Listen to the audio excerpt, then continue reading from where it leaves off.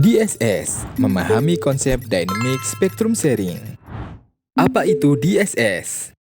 Dengan fitur DSS memungkinkan operator untuk menggunakan dua teknologi berbeda, misalkan antara 4G dan 5G di frekuensi yang sama. Karena terbatasnya frekuensi, ini akan mempercepat implementasi 5G dengan menggunakan pita frekuensi rendah yang saat ini digunakan untuk 4G. Misalkan saat ini ada beberapa operator Indonesia yang menggunakan frekuensi 1800 MHz untuk implementasi 5G dengan DSS. Pada dasarnya terdapat tiga opsi penggunaan frekuensi 4G dan 5G.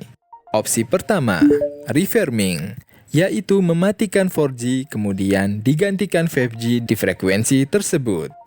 Opsi kedua, berbagi frekuensi secara statis untuk kedua teknologi. Misalkan dari 20 MHz bandwidth 4G dan 5G akan dialokasikan masing-masing 10 MHz. Opsi ketiga, 4G dan 5G secara dinamis akan menggunakan frekuensi yang sama. Misalkan dalam 20 MHz bisa digunakan untuk 4G dan 5G sekaligus dengan menggunakan fitur DSS tadi.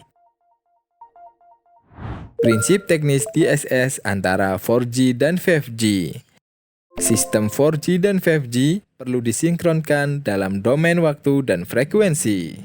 Pemilihan subcarrier spacing 15 kHz pada 5G untuk memungkinkan 4G dan 5G beroperasi pada waktu atau frekuensi yang sama. 5G juga dapat menggunakan subcarrier spacing 30 kHz. Namun diperlukan guard band untuk menghindari interferensi.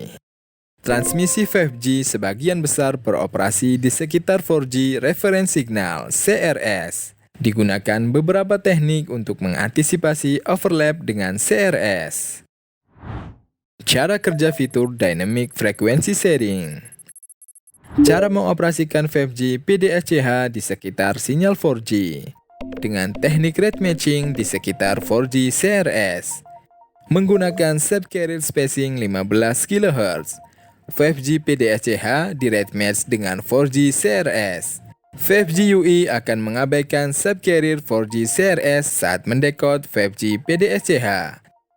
5G PDSCH di MRS dapat terpengaruh bila durasi 5G PDSCH adalah 13 atau 14 simbol dan ada additional di MRS. Normalnya posisinya ada di simbol 11, tetapi karena berbagi spektrum sudah ada 4G CRS pada simbol itu. 3GPP telah mendefinisikan additional DMRS DLALT untuk memindahkan simbol additional DMRS ke simbol 12 untuk menghindari overlap dengan 4G CRS tadi. Ini adalah bagian dari UI capability. UI perlu memberitahu jaringan telah mendukung fitur ini supaya dapat bekerja dengan baik. Cara mengoperasikan NRSS PBCH di sekitar sinyal LTA. Menggunakan subcarrier spacing 15 kHz, tidak memungkinkan untuk rate match 5G SS PBCH di sekitar 4G CRS. 5G SS PBCH block menempati 4 simbol OFDM.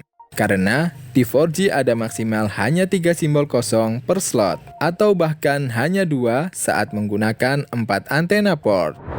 Lalu, bagaimana solusinya? Dapat digabungkan dengan menggunakan teknik MBSFN, Multimedia Broadcast Multicast Service. Subframe MBSFN membatasi CRS dan mengontrol pensinyalan kedua simbol pertama. Simbol yang lainnya tersedia untuk transmisi 4G TM910. Sehingga 5G dapat mengirimkan 1 atau 2 blok NR SS PBCH dalam subframe MBSFN tersebut. Untuk diskusi lebih lanjut, silahkan follow media sosial Nitco Indonesia berikut.